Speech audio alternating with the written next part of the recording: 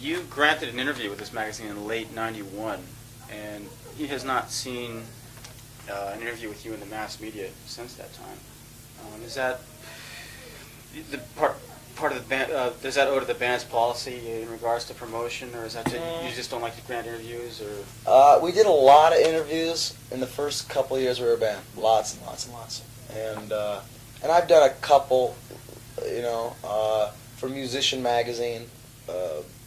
I've done a couple interviews in the last couple of years, but for the most part, just haven't felt like the band needed any extra promotion, and that giving interviews, I really have to feel like there's something I want to talk about to kind of inspire it. And in this case, I've been, a lot of it has to do with Loose Groove, which is the record label I'm just starting, and the bands that I'm involved with there.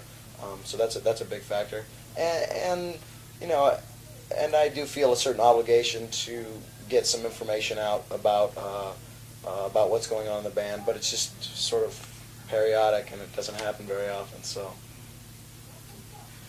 it was when a band gets as big in stature as Pearl Jam has, the personal politics or the dynamics of the relationship sometimes change, and as a result, a certain degree of friction is created between the members, or felt. Maybe not quite an apt comparison, but like in Guns N' Roses, you get a guy like Axl, who's known as a bit of a martinet, sort of a manipulator. Him and Slash create their own dynamic between the two of them. How about in the case of Pearl Jam? What are the inner workings like in that respect? Well, there's certainly dynamic tension. I mean, there's certainly, our personalities will at times be at odds, and a lot of that has to do with, the pressure of being in a band and gaining success together, and egos, and just males working it out is always an interesting dynamic. Males working it out. But in the most part, I think I'm very proud of how well we've been able to be democratic to a certain degree in terms of decision making, but still, obviously Eddie is the leader of the band, and a lot of decisions get made with his approval. But I think everybody prides themselves in having a valid opinion, and when somebody really is against something or for something, that person really has the right to get in there and make a stink, and you kind of just hold that trump card and bide your time, and you don't want to throw it out all the time because it won't be taken seriously, but we really have worked hard at making it a band where everybody can potentially have a say, so I'm very proud of that for sure. When you talk about playing that card there, but in your particular case, when have you had to use that, and in what sort of situation? Where did you have to draw your line in the sand? I can't remember when the last time I did that. I mean, it happens all the time in small ways, but it is interesting because I don't think anyone that's been in a rock band, especially over an extended period of time, and especially over when your band achieves a certain amount of fame and the pressure's on, and I don't think anyone can look at those bands and say we've reached a purely democratic state. It just doesn't ever happen, or I don't think it's a natural state. Some people just have stronger personalities than others, and some people will just in a natural way be more powerful than other people in the decision-making process.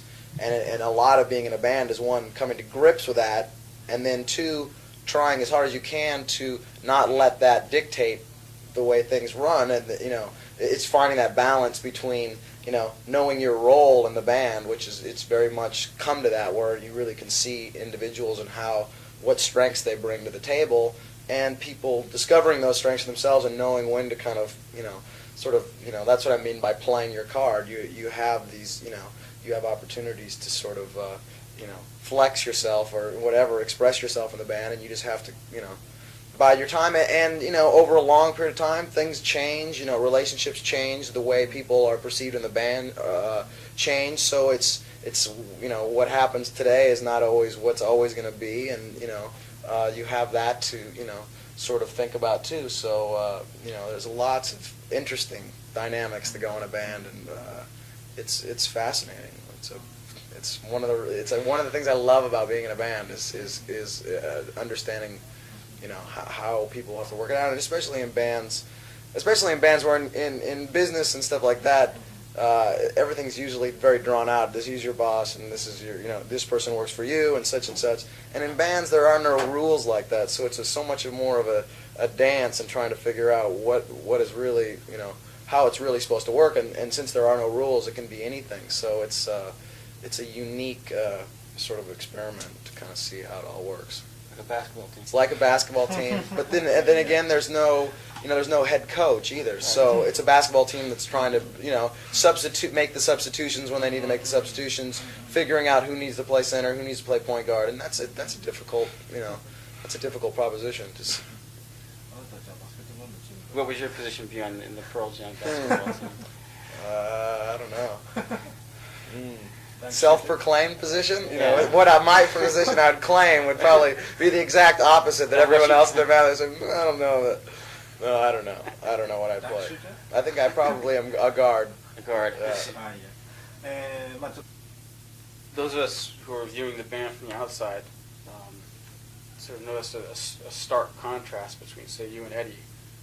Eddie seems to be sort of the naive, artistic type, whereas on the other hand, you seem to have your business smarts, cool-headed, you know, intelligent approach to running the band.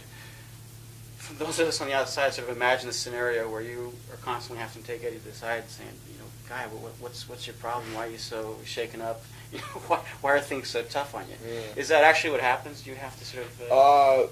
It's certainly not me taking Eddie to the side and telling him things, but I'm constantly expressing opinions that differ from other people's in the bands, and it's not just me that sort of has a unique perspective on things. I mean, I think everybody does, but me and Eddie we're not necessarily at odds, but in terms of any given subject, I can usually give him a pretty good opinion that usually is opposite. You know, well, if an issue is bothering him or something's a problem, I can usually help to find ways to look at it that he can rationalize, and you know, I think I can help him rationalize things, and well, I don't know. But I mean, like he would like use you as kind of an alter ego, or yeah. I mean, I think that's just a natural thing that happens in a band, is just that, you know, he's looking, you know, he's a very emotional guy, and I tend to be less emotional, or I will play left brain to his right, you know, at times. I mean, that's as much as you can say. That's it manifests itself in all different sorts of ways. You know, it's not just conversations. You know, you try each other's headspace on. You know, all of us do that. I do that with friends all the time, people outside the band or whatever. But you look at a situation and you see a problem, and then you think, what would my friend think? And then, you know, and by trying on their headspace, you can see it from a lot of different angles that you know, so you can make a more, you know, rational or sort of, you know, good decision about how to deal with it. One of the dilemmas that you might be facing is that the band has become not only very big, but people view it in a rather serious way. They take you very seriously. Do you ever feel the weight of that on your shoulders at all? Does that ever overwhelm you? You know, sometimes when you go out there and you just play like a mediocre band, which, you know, sometimes happens on any tour or whatever, there is that feeling like you're not able to, you know, you don't want to disappoint people, because you remember what it's like to be in love with bands and have a lot of passion for them, and but yeah, I think we all put a lot of pressure on ourselves to be better and to get better as a band, but then we've also come to the realization, one, there's just no way to please everybody all the time, and two, that, you know, in the long run, if we've been successful because we've been together and we've stayed sort of unified for the most part, and that if we, you know, sort of just continue to do that in the long run, that's really what, you know, that's really what's going to pay off, or, you know, or show people that, you know, it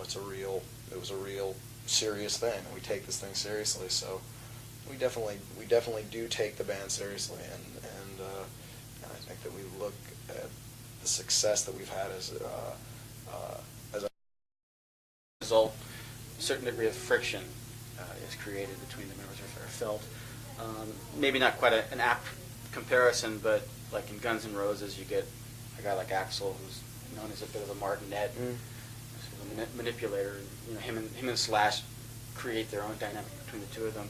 How about in the case of Pearl Jam? to get some information out about what's going on in the band, but it's just sort of periodic and it doesn't happen very often. So it was when a band gets as big in stature as Pearl Jam has, the personal politics or the dynamics of the relationship sometimes change. And as a result, you granted an interview with this magazine in late '91, and he has not seen an interview with you in the mass media since that time. Is that the part of the band? Does that owe to the band's policy in regards to promotion, or is that you just don't like to grant interviews? Or we did a lot of interviews in the first couple of years we were a band, lots and lots and lots, and I've done a couple, for Musician magazine.